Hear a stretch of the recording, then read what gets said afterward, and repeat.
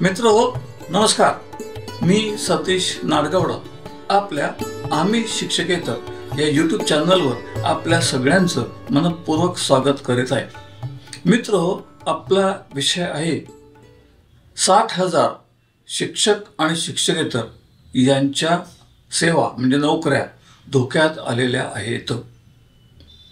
बातमी महत्त्वाची आहे, त्याबरोबर ती विचार करायला लावणारी सुद्धा आहे आणि याचं गांभीर्य ओळखून आपण या विषयावरती चर्चा आज घेत आहोत. मित्रो, आपल्याला कल्पना आहे की शाळेच्या प्रवेशाकरिता आधार कार्ड हे सक्तीचं केलं गेलं आहे आणि त्या आधार कार्डच्या संबंधामध्ये जी आधार कार्ड अपूर्ण, त्रुटी, क्षतिग्रस्त असतात त्यांची पडताळणी होऊ शकत नाही व पडताळणी न झालेल्या अशा विद्यार्थ्यांची संख्या संच मान्यतेकरता ग्राह्य धरली जात नाही. अशी संख्या ग्राह्य धरली न गेल्यामुळे आजची ही परिस्थिती आपल्यावरती ओढवलेली आहे. साधारणतः 6,000 पेक्षा जास्त शाळांतील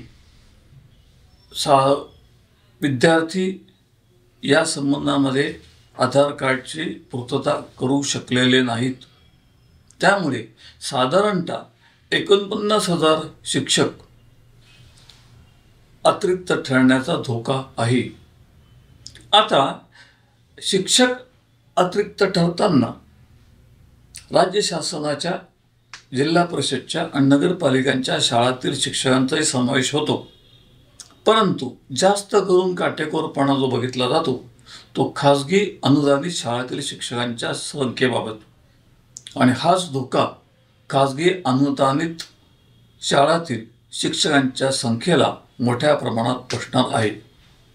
व ज्या वेळेला आधार कार्डचा मुद्दा समोर येईल, विद्यार्थी संख्या ग्राह्य धरली जाणार नाही, त्यावेळेला पर्यायाने शिक्षकेतरांच्या संख्येवरही परिणाम होईल आणि हा परिणामाचा विचार करता साधारणतः 10,000 पर्यंत शिक्षकेतरांची संख्या कमी होण्याची शक्यता या आदेशानुसार, या कार्यपद्धतीनुसार आपल्यासमोर आलेली आहे. या संबंधामध्ये वृत्तपत्रातली बातमी आपल्यासमोर इथे वारंवार आपल्याला दिसेल. आपण म्यूट करून किंवा पॉज देऊन त्या बातमीतील सर्व आकड्यांचा परामर्श घेणं आपल्याला अगत्याचं आहे असं मला वाटतं. या उपर कोणाला या संबंधामध्ये कुठलीही माहिती हवी असल्यास त्यांनी आम्ही शिक्षकेतर या चॅनलच्या सर्व संचालकांच्या संपर्कात राहावं. सर्वजण आपल्याला या संबंधातली माहिती सविस्तरपणे देऊ शकतील असा मला विश्वास आहे. आता आधार कार्डचा जो विषय आपल्यासमोर आला आहे त्या संबंधामध्ये सगळ्यात महत्त्वाची बाब आपल्यासमोर मी आत्ता मांडतोय. स्पष्ट बाब आहे. आम्ही शिक्षकेतर हे नुसतं यूट्यूब चॅनल नाही, तर आमच्याकडे साधारणतः भविष्याचा वेधसुद्धा आम्ही घेत असतो आणि हा वेध घेताना आम्ही शिक्षकेतरचे सर्व संचालक एकमेकांशी संपर्कात असतात आणि नवीन घडामोडींचा परामर्श, विचारविनिमय हा केला जात असतो. या संबंधात आपल्या लक्षात एक गोष्ट मी आणून देतो की आज जो आधार कार्डच्या लिंकचा धोका आपल्यासमोर उद्भवला आहे त्या संबंधात एप्रिल 23 रोजी आम्ही शिक्षकेतरांनी सविस्तर व्हिडिओ केलेला आहे. त्याबरोबरच या विषयाच्या अनुषंगाने एक पोस्टही विविध मंचावर, म्हणजे आपण ज्याला ग्रुप म्हणतो अशा मंचांवर आम्ही सादर केलेली आहे. महत्त्वाचं काय या संपूर्ण प्रक्रियेत बघितलं तर सर्वोच्च न्यायालयाने 2012 पासूनच्या असंख्य याचिका या आधार कार्डच्या संबंधात दाखल होत्या. त्या सर्व याचिकांचा विचार करून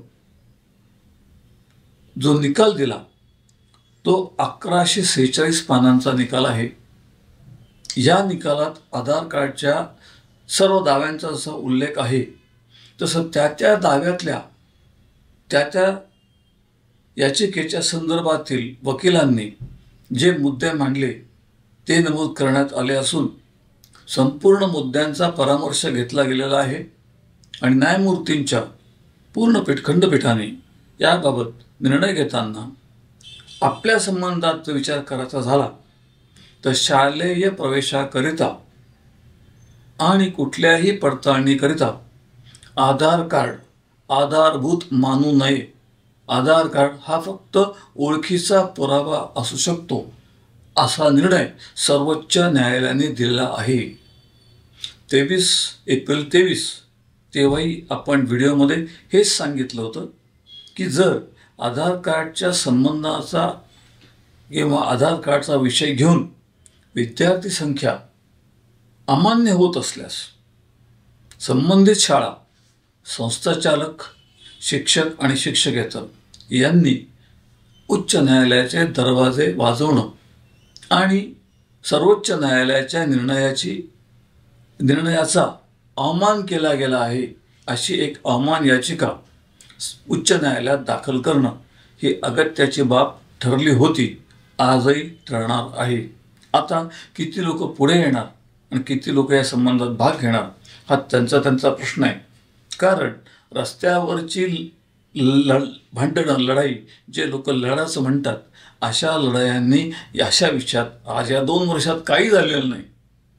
त्यामुळे पर्यायाने आपल्याला अंतिम पर्याय हा न्यायालय राहणार आहे. कारण शासकीय अधिकारी आता न्यायालयाला सुद्धा जुमानत नाही ही बाब आपल्या लक्षात आली असेल. एप्रिलच्या अखेरीस आणि मे महिन्यामध्ये मुंबई उच्च न्यायालय आणि संभाजीनगर आणि नागपूर या खंडपीठानं 15 मार्च 24च्या शासन निर्णयानुसार होणाऱ्या संच मान्यतेच्या अंमलबजावणीस स्थगिती दिलेली असतानाही माध्यमिक स्तरावर सर्व कामकाज बिनबुभाट सुरू आहे. आणि त्यांनी असा आभास निर्माण केला आहे शासनाच्या कार्यालयातल्या व्यक्तींनी की या संबंधामध्ये आम्हाला कुठलीही स्थगिती नाही असा एक वेगळा अर्थ काढून त्यांनी ही अंमलबजावणी केली.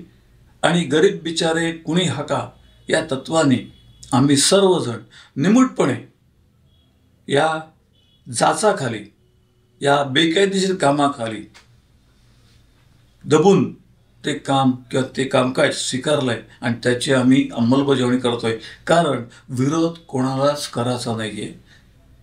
विरोध हा तत्वाचा असू शकतो, परंतु ज्या वेळेला तुमच्यावरती अशी परिस्थिती निर्माण होईल तेव्हा तुमच्या लक्षात येईल की आपल्याला वेळीच याची दखल घेऊन न्यायालयात जाणं आवश्यक होतं. हे कळेल, उशीर व्हायच्या आत कळलं पाहिजे अशी आमची धारणा आहे. कारण आधार कार्ड तुमचं अपूर्ण असेल किंवा त्याची व्हॅलिडिटी होत नसेल, परंतु त्या विद्यार्थ्याला तुम्हाला शिकवायला लागणार आहे. त्याला तुम्ही शाळेतून काढू शकत नाही. म्हणजे RT 2009चा नियम दाखवून त्याला तुम्ही शिकवायचं आहे, पण त्याचा आधार नाही म्हणून तुम्हीच नाही, पण त्याला शिकवणार कोण? शिक्षकच कमी केले, शिकवेल कोण? हा विषय अजूनही अधांतरी आहे. आणि शिक्षण मंत्र्यांसारखी महत्त्वाची माणसं खुशाल न्यायालयामध्ये लोकसभेच्या विधानसभेच्या अधिवेशनामध्ये लेखी देतात की अशी कोणतीही स्थगिती नाही. याच्यावर पण आपण एक मागे व्हिडिओ केला होता. आणि ही बाब जेवढी वाटते तेवढी सोपी नाही, याची नोंद आपण सगळ्यांनी घ्यायची आहे.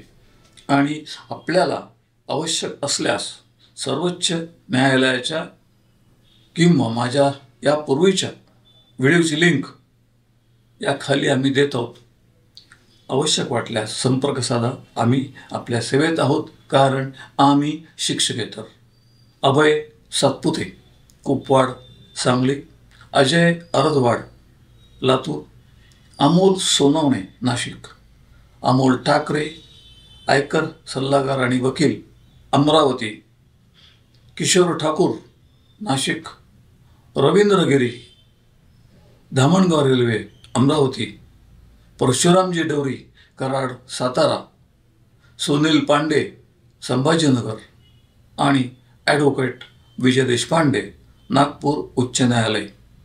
याबरोबरच माझे तंत्रस्नेही संजय हंडोरे, अवी आणि प्रवीण पोरजे यांच्यासह मी आपली रजा घेतो. जाता जाता एकच विनंती करतो, आपल्याला व्हिडिओ आवडला लाईक करा, शेअर करा, आपल्या मित्रांमध्ये पाठवा आणि आपले जे काय मत आहेत ते स्पष्टपणे आपल्या कमेंट्समध्ये जरूर कळवा. त्यातच आम्ही आपल्यासमोर जास्तीत जास्त माहिती सविस्तरपणे मांडू शकू एवढा विश्वास व्यक्त करतो. धन्यवाद.